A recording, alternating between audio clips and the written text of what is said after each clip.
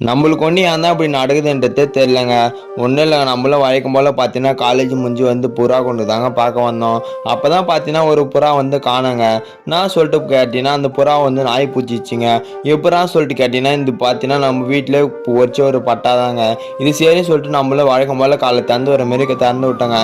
இது இப்போ நீ தான் ஃபஸ்ட்டு நாள் வெளியே பறக்க வருதுன்றதுனால சரி இது பறந்து போயிட்டு ஈவினிங் வீட்டுக்கு வந்துடும் சொல்லிட்டு நானே நினச்சிட்டேங்க. பறந்து போனோடனே பார்த்தீங்கன்னா இது வந்து பார்த்தீங்கன்னா ஒரு நாய் வந்து பிடிச்சிட்டு இருக்குதுங்க. பிடிச்சோன்னே பார்த்தீங்கன்னா இது எப்படி அந்த நாயிட்டேருந்து தப்பிச்சின்றது தெரிலங்க. போயிட்டு பார்த்தீங்கன்னா வந்து ஒரு செடி உள்ள பூந்துட்டு இருக்குதுங்க. சரி அந்த செடி உள்ள பூந்தோடனே நானும் ஈவினிங் ஃபுல்லாக வந்து கூண்டு வந்துருமா சொல்லிட்டு தேடி பார்த்தேங்க. கடைசி வரையும் கிடைக்கவே இல்லைங்க.